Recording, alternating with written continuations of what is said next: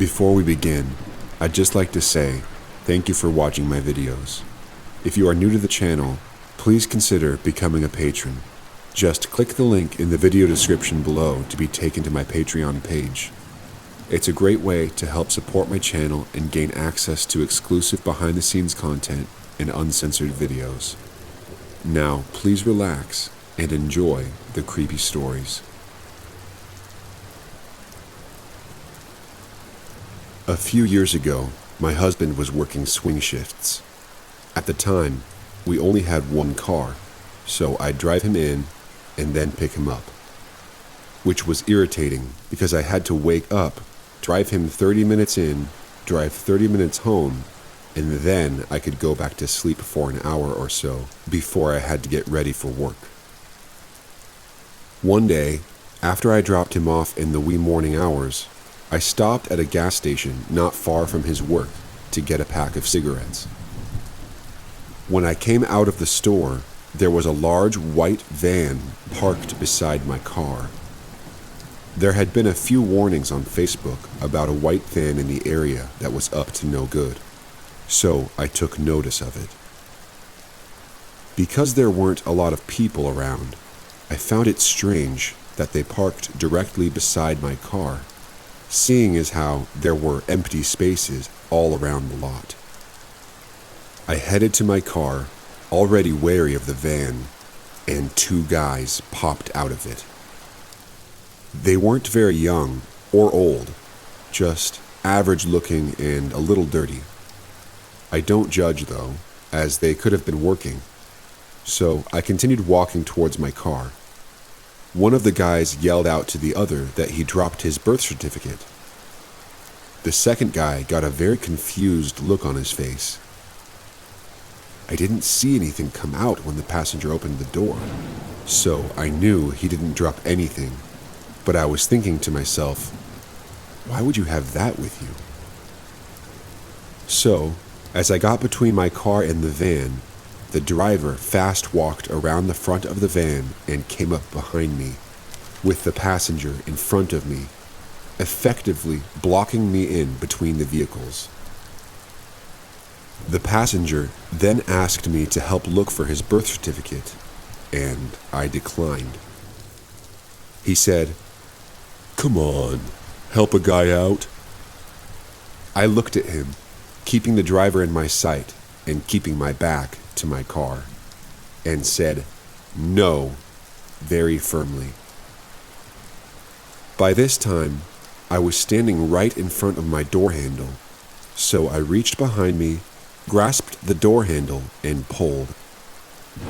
As I started to sit backwards into my car, the passenger reached for my arm, and I managed to pull my car door shut and lock the door before he could get my door open. I threw my car in reverse and got the hell out of Dodge. As soon as I was out of the parking lot, I called my husband, freaking out. Unfortunately, I wasn't thinking clearly and didn't get the license plate of the van. I couldn't believe how utterly stupid the passenger's excuse for hanging around between the vehicles was, nor how freaking brazen they were, as the local sheriff's department and the jail were walking distance to the gas station. So, to the guys in the white van, let's not meet. I still have anxiety over this.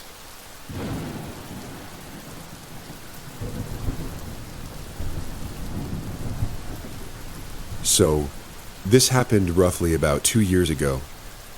I worked at a hotel which had 50 rooms between 3 floors.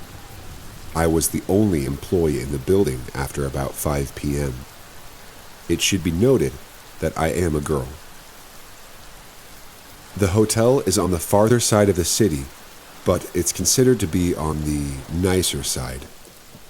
So, a lot of companies will send their workers to us for room and board, instead of the shadier motels on the opposite side of the city. Some of them were great guests, others completely trashed everything. But that happens everywhere, I suppose. The layout of the building was pretty simple, You pull up to the front entrance, enter the foyer, and the front desk and lobby is right through a set of automatic doors. Right across the hall from the lobby was a staircase leading up to the second floor, and to the left was our elevators to the second and third floor. The first floor only has rooms on one side to compensate for our pool, workout room, and breakfast area dining room. The lobby and the office rooms were all on the opposite side. The upper floors have rooms on each side, with the third floor having the most rooms. Typically, the third floor, the highest, we kept only for business and long stays. The second floor was reserved for short stays or bigger parties, and the first floor we kept open for the elderly who have wheelchairs or walkers, or people who come in late at night for a one-night stay. I promise this is relevant to the story. Anyway, it was getting towards the last few hours of my shift. It was slow that night, aside from a few work groups I had checked in a few hours earlier. I noticed a raggedy, rusted, and beat-up black pickup truck pulling up into the brightly lit car pit, so I got my paperwork ready for check-in. A guy gets out, completely covered in dirt. I figured he just got off of work, as most guys come in covered in dirt or oil. I do specifically remember that he reeked, which isn't too out of the norm either. I just chalked it up to him being an oil field or construction worker. I got his credentials, his name was Michael, and scanned it into the computer.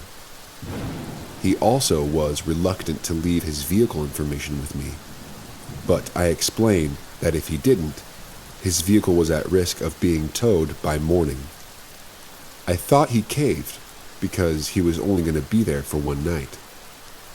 Michael requested a second-floor room close to the lobby staircase so he could have easy access to the front doors for smoking. This was not out of the norm either. After taking his payment, I set up his room keys. I explained parking, policies, and explained how he could get to his room, which was right up the staircase, and the door was on the opposite wall. He had a few bags with him, and he went upstairs. Almost immediately, he comes back down the stairs and accuses me of giving him broken room keys. I had to explain if he put them next to his phone or anywhere near a magnet, potentially in his wallet, the keys will deactivate. I did offer to take him upstairs and open the room for him to make sure the new set of keys worked, and they did. He walked into his room by himself, shut the door, so with that, I was on my way back down to the lobby. When I got back into the office, something odd caught my eye on the cameras. He hadn't left the building, but his car wasn't in the front anymore. He didn't mention anything about having another person with him.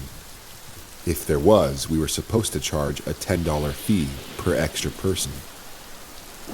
The side doors don't open unless you have a room key or are on the inside of the hotel. So I started to watch the cameras to make sure he wasn't trying to sneak people in. About 20 minutes pass, and I notice nothing happening except him coming down the stairs. I smile politely, and he goes outside. He stays outside for about 10 minutes, just standing in the carport. I can see it on the camera. Now, while I thought that was a little weird, I just chalked it up to him taking a smoke. I stopped paying attention after a while and started to file my paperwork that was due before my shift ended. Michael ran back into the hotel, cigarette still in his mouth. I instructed him he must take his cigarette outside and put it out. I had told him prior that we do not allow smoking inside the building. He just threw it on the ground and put it out with his shoe. he turned his attention towards the TV and ended up sitting in the lobby for an ungodly amount of time. He kept glancing towards the door, which made me uncomfortable. During this time, the friendly demeanor he had at check-in completely disappeared. He seemed paranoid and agitated now. He would whisper to himself. I couldn't hear what. After about 30 minutes of him doing this, I instructed him to go back up to his room because I cannot have people in the lobby while I am working on closing procedures. It was a lie, but ownership allows us to make up reasons if we are uncomfortable with a guest's presence. Michael asks me to take him up to his room because he is uncomfortable and scared. I explained that I am unable to do that for safety reasons. What I could do was watch him go up the stairs on camera, and he could call down to the office on his room phone when he arrived into his room. I was just trying to be friendly and get him upstairs as quickly as I could. So, he goes upstairs, but immediately comes back down and informs me that he forgot where his room was, and I would need to show him. I told him I can't leave the office or lobby, but I can explain to him again where his room was because it was super simple. He was continuing his whispers. This time it was about him losing his phone. I didn't pay any mind to it. After explaining to Michael where his room was, he went back upstairs and I heard the door slam shut. It echoed throughout the second and first floors, and it gave me chills for some reason. Almost immediately, he comes back down and starts yelling at me, telling me that I stole his cell phone, that I'm planning his demise, and that I need to find his phone. This was completely bogus, as I haven't left the office since making sure his room key worked. He asked me for help, and I just wanted him to go away, so I slipped a screwdriver in my pocket just in case he tried to attack me, and I began rummaging through the lobby couches looking for his phone. I didn't find it, but I did find his credit card, which he then also began accusing me of stealing. I stood my ground and said if he can't respect me in my place of work, I can call the police and request that they escort him into his room or off of the facility. He got angrier, snatched his card from my hands, and went back outside. After about 20 more minutes, he comes back inside. He is calmer, but he asks if I would please go outside with him because there is something wrong with his car. After I absolutely refuse, he tells me that I need to go outside.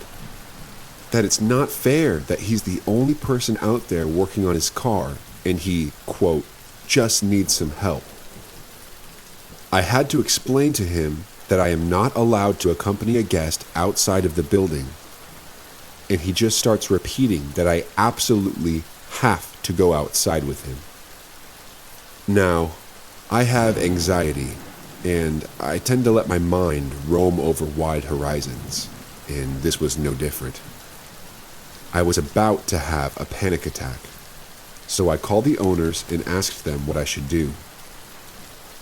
It was my first hotel job, and although I have tons of freedom doing my job, I still want to know how to properly handle these situations. The owner told me, if I am uncomfortable and suspect he is under the influence or a danger to myself or himself, I have full reign to call the police and have them ban him from the property. I asked if they could just keep an eye on the cameras they have access to at home, because this guy was acting so weird. I locked all the lobby doors and made sure the side and fire exits were all properly secured and closed so no one could sneak in. I did this while communicating on the phone with my boss because I was scared to leave the office by myself. After getting back behind the office, I lock the door and I just brace for him to come back inside. My boss tells me to just watch the cameras and keep my cell phone nearby, just in case I have to call for help. Meanwhile, I noticed on the cameras I couldn't see Michael anymore. I didn't know where he parked, but I was not going to go looking for him. But what I did notice is there was another vehicle driving through our parking lot. I called the hotel next door to ask if the car was on their cameras too, and I was informed it was an unknown vehicle to their records. It was unknown to mine as well. This just shot my anxiety up even higher. This car would drive around the back of the building to the front, but avoid the carport, turn and then do the same thing to the building next door. The parking lot was almost empty, so I know they weren't looking for a parking spot. The car keeps going, and I'm watching it on the camera so focused that I didn't even notice Michael came back inside. He starts yelling at me again, saying that I need to go outside with him, and I keep telling him that he either needs to go up to his room or vacate the premises. He won't move out from in front of the entrance. I imagine he was staying within view of whoever else he kept looking back at. Then, randomly, I see him sprint across the parking lot and out of the camera view. I also didn't see the car anymore after that. Since it was practically the end of my shift, I somehow managed to get everything done just in time for the next shift to arrive.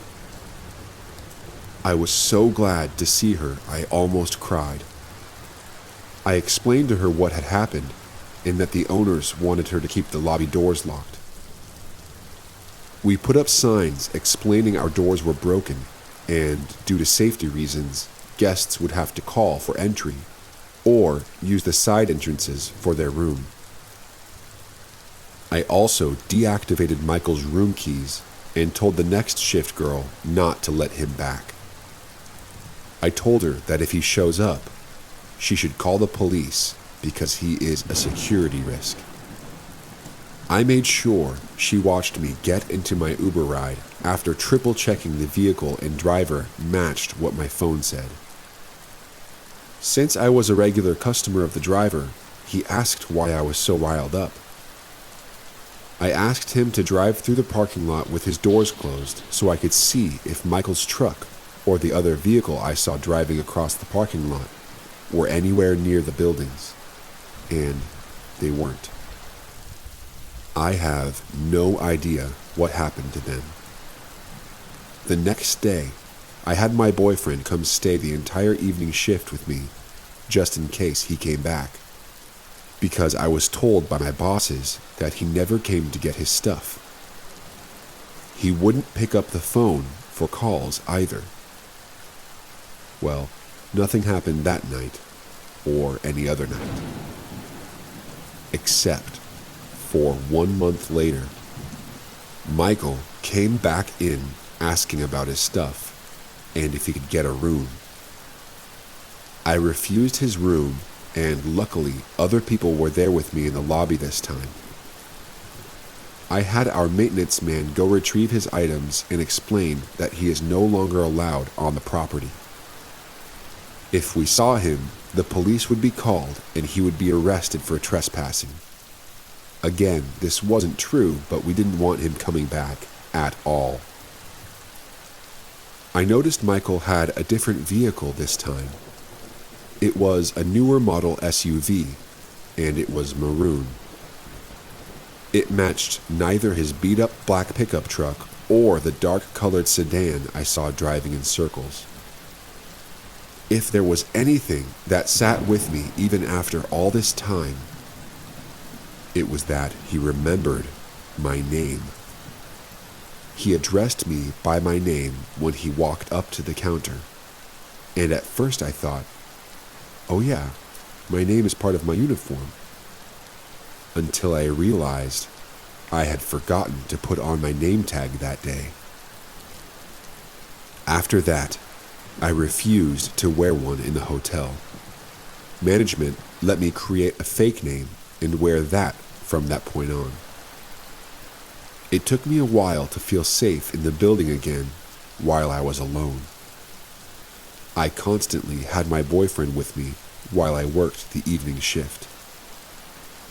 There is a chance the guy and the circling vehicle are unrelated, but my anxiety and the aura I got from Michael that night, it didn't feel good or right.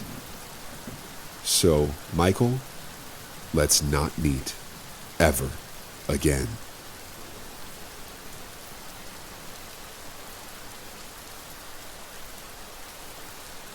Growing up as a kid back in the 70s was, for the most part, a carefree time.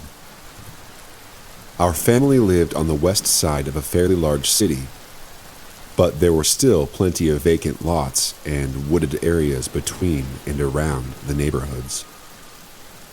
It was on these lots and woodsy areas that many of my friends and I would spend our days building obstacle courses and racing along the densely foliaged trails with our mishmash of assembled motocross bikes.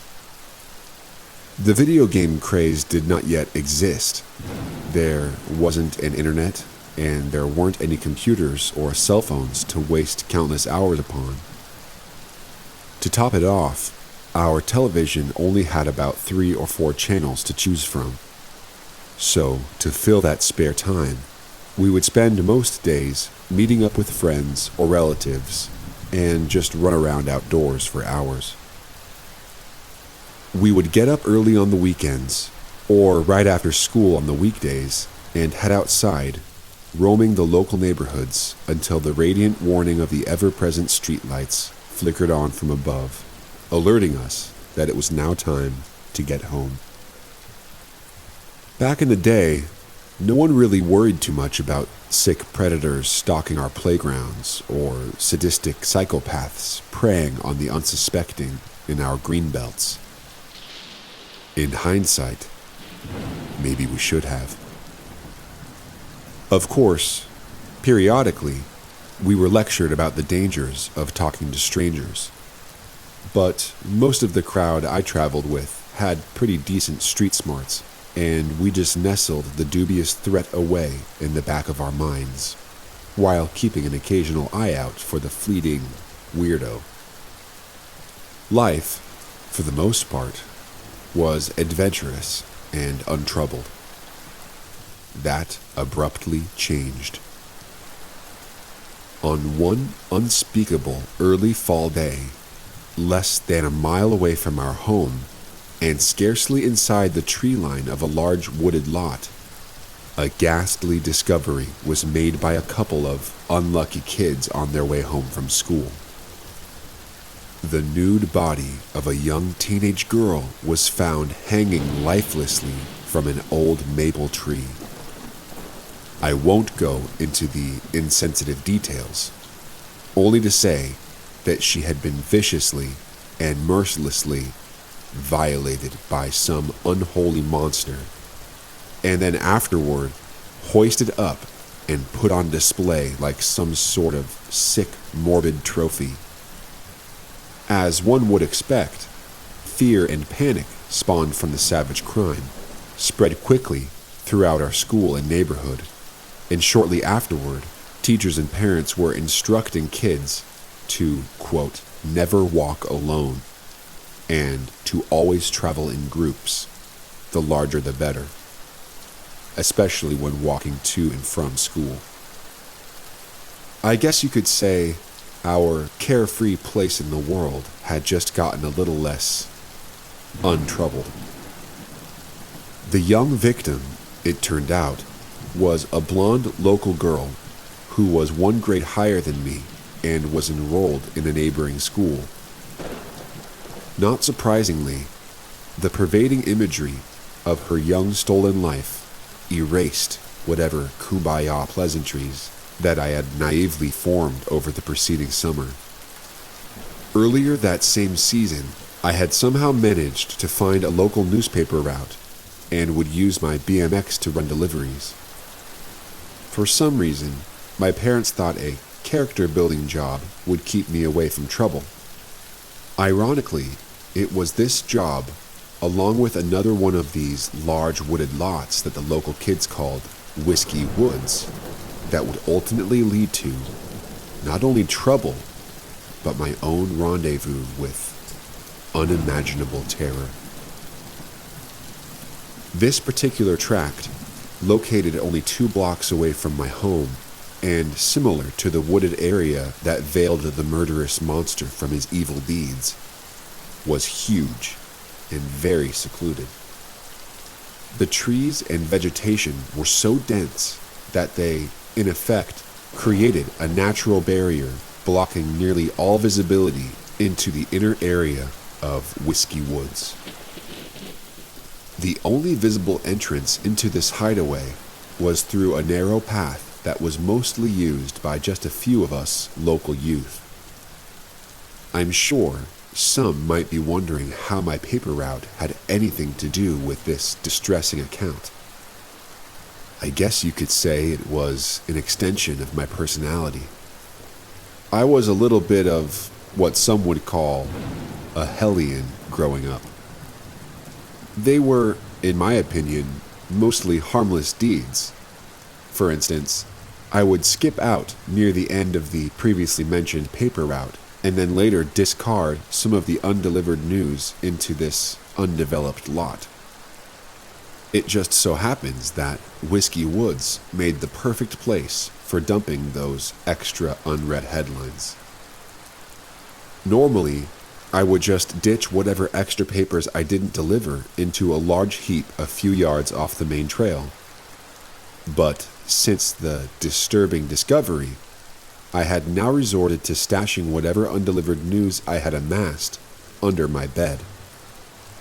I obviously didn't fit the profile of the previous ill-fated victim, except for our proximity in age, but nevertheless, riding my bike alone on the now understandably lifeless streets would often invoke feelings of overwhelming dread, and most certainly dumping papers in that isolated wooded area didn't seem like such a great idea either. Eventually, after what seemed like a couple of weeks of stashing extra unfulfilled deliveries in my room, I started worrying that my parents were going to find them and quickly figure out what I had been up to. Or, I suppose, what I had not been up to. So, as each passing day brought on a renewed feeling of reassurance and security, I decided I would resume dumping all of the papers I had collected into my favorite dumping ground, Whiskey Woods.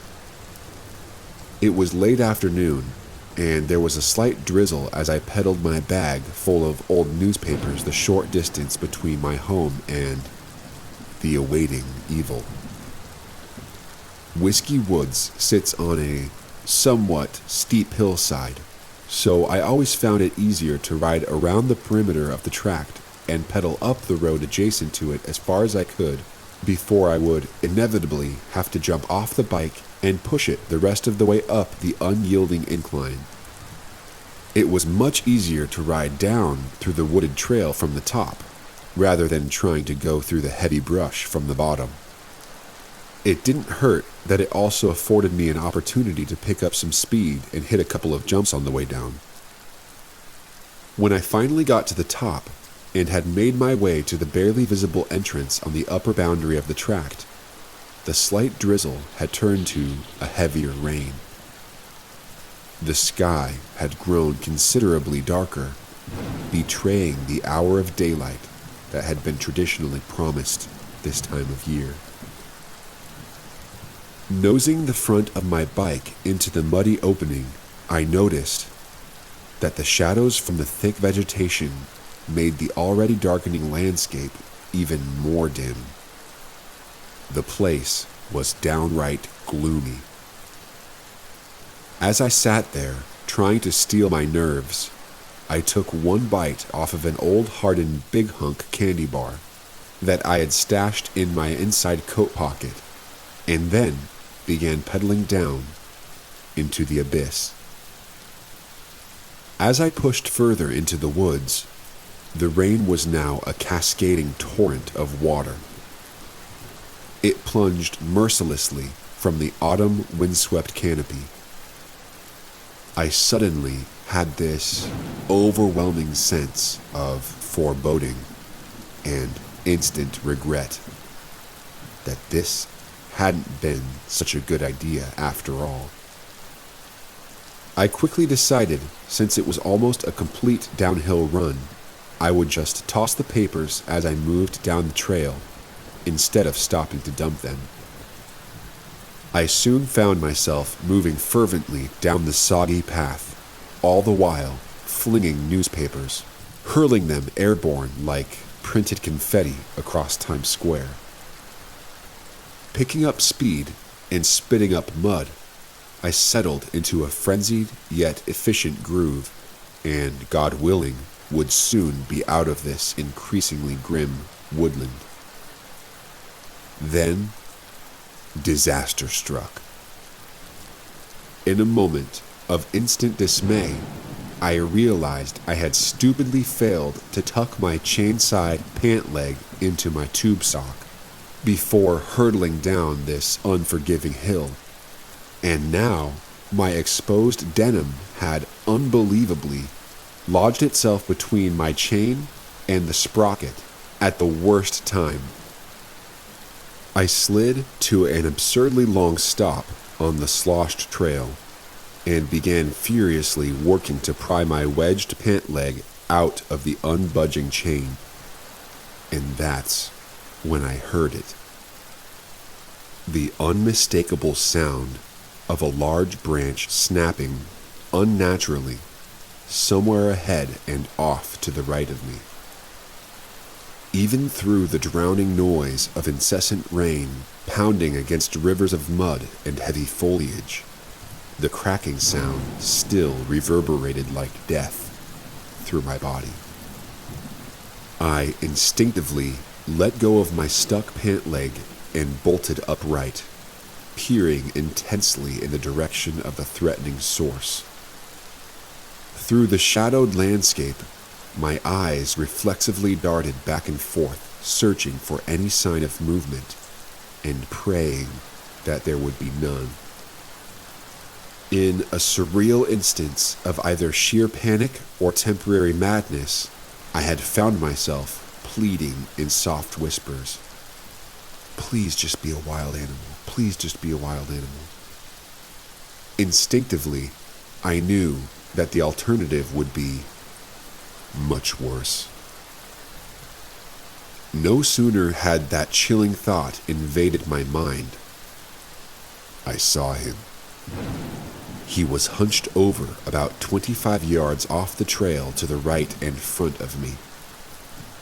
Except for the glistening of his dark hooded jacket, he was camouflaged like a lurking demon in the heavy underbrush. It was apparent that his statuesque appearance was an attempt to remain unnoticed, but it was too late. With his head stooped forward and slightly tilted to the side, the corners of his dead eyes locked onto mine. In that dire moment, I wished like hell that I hadn't just made such obvious eye contact, because now he knew that I knew he was there. In that terrifying instant of mutual awareness, I was certain my fate, one way or the other, had been sealed. I had no doubt I was now in a race for my life. Realizing that I was still stuck in the bike chain, I cast my gaze away and reached down in an instant, and with one quick motion, I forcibly rotated the muddy pedal forward, ripping my pant leg free. Frantically, I looked back in the direction that the menacing figure had been crouched, but he was gone. My mind was racing as fast as my heart was pounding. Either this dark, imminent threat was stealthily making his way toward me, or for some other horrifying reason, he was deliberately hiding. Either way, the implications were terrifying. The decision I had to make couldn't be any more momentous. It was either immediately start racing down the trail in the direction of this dark figure and hope that I can get past him before our paths intersect, or turn around and head back up the steep, sloppy, wet slope on a bike that I would surely have to ditch, and then risk the possibility of getting chased down by this abomination. I really had no choice. Having learned my lesson, I quickly stuffed my torn right pant leg down into my sock while simultaneously thrusting down heavily on the bike pedals, straining the limits of both the bike and myself. It seemed almost instantaneous, except for a couple of mud-induced tire slips, that I was now at full speed and careening down the dark, sloppy trail with reckless desperation. With mud and water splattering my face and eyes, I was nearing the do-or-die intersection when I noticed something moving quickly amongst the base of the trees, and that's when I spotted him again. He was now fully upright and moving rapidly in my direction. From what I could make out, he was less than 40 feet from our point of intersection and traveling swiftly to cut me off. I'm not sure if it was pure adrenaline or just an overwhelming instinct to stay alive, but under no circumstance could I let this fiend snare me. As I rapidly approached and then mercifully blasted by, I got a clearer look at this menace. Realizing he had lost in his wicked attempt to outrace me to the convergence point, he had suddenly stopped, lowered his head slightly, and positioned himself as if he were trying to insidiously conceal his appearance. But fortunately, or maybe unfortunately, not before I had gotten a glimpse of what his deathly features looked like. His skin was clammy and pale-looking. It might have been my imagination, but his eyes seemed to be completely black, and his face was contorted into what can only be described as some type of animalistic snarl. After rocketing the last 100 yards or so out of that nightmarish woodland, I was overwhelmed with relief and emotion when I finally touched down on the familiar grade of welcoming street pavement. Even though I had survived to speak about the ordeal, sickeningly, someone else hadn't. Not long after my experience in Whiskey Woods, authorities removed the discarded body of a young female murder victim from the same tract. I'm not sure if she was what that man was crouching over when I came across his path, or if the murder had happened at some other date. In any event, the psychopathic monster left a trail of physical evidence from both crime scenes, and apparently had a sick and compulsive fetish for collecting souvenirs from his murdered victims. Ultimately, his uncontrolled depravity led authorities directly to him. Consequently, investigators were able to obtain a full confession and spared many potential witnesses the prospect of painful court appearances. In a tragic reminder of how small our community of friends really was, the latest victim ended up being the older sister of a female classmate of mine. Whenever I think of that former classmate, I always reflect on her poor sister and that harrowing day. And predictably, my paper route job ended unceremoniously. It's pretty difficult to collect money from customers when you've been dumping their newspapers in a ravine. As far as whatever happened to Whiskey Woods, it met its own deserved demise a few years later. As much as I despise seeing woodlands being replaced with urban development, I didn't really have that feeling about Whiskey Woods.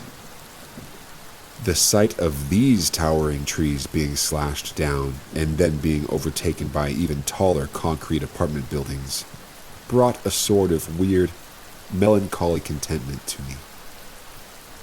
And although those trees can no longer hide evil demons or whisper away their awful secrets, their whispers will always be hidden somewhere in the mind of this child of the 70s.